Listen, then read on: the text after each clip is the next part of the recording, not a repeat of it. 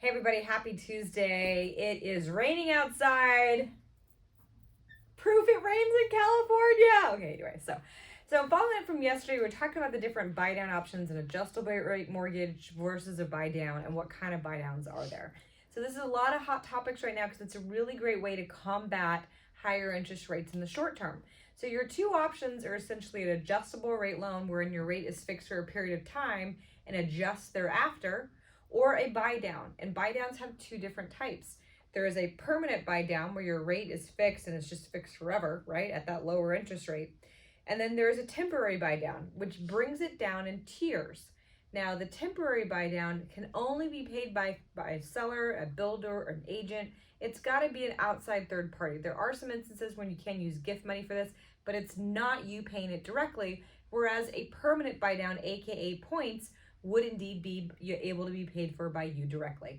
So on a temporary buy down, you start at a certain level lower the final interest rate, today's interest rate, the rate at which you actually qualify, and then it tiers up for there. And it's really important to note that that is for the long term. The temporary buy down is going to offer deeper cuts into the interest rate than the permanent buy downs.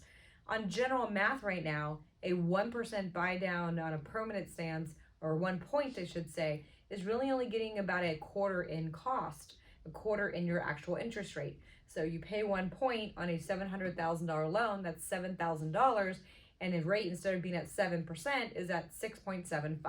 That's the permanent buy down concept. The temporary buy down is the same scenario. If we started at 7, if you're doing a 3-1 buy down, it's going to go to 4% the first year. You pay as if it's 4%, as if it's 5% in year 2, as if it is 6% year 3, and moving back into that 7% year 4. And that's temporary. And the temporary buy downs, it's really the interest differential that's subsidized. So the difference between that lower interest rate and your final rate is what is subsidized. The reason I think that the temporary buy downs are so rad for so many clients is several reasons. One, the points are sunk costs, right? So if you refinance in the future, you don't recapture any of that money. But on a temporary buy down, you do. So that seller puts that money in a separate bucket from which those accounts are taken, or from which that money is taken to offset the payment differentials, right? Again, 7 versus 4 versus 5 versus 6. Whatever you don't use is applied to your balance if you do indeed refinance. So that's the buy down side of things. On the adjustable rate side of things, rates are fixed for a period of time. 3, 5, 7, 10 years are the most common, and it is most common that they're going to adjust either once a year thereafter or every 6 months. So a couple different options and ideas.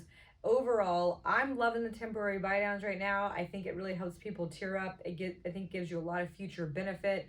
I think there's some great negotiations at which you can play that. So let me know what I can do to help you or anyone else. It's Austin at Homeowners Financial. Go Rain, go. Bye.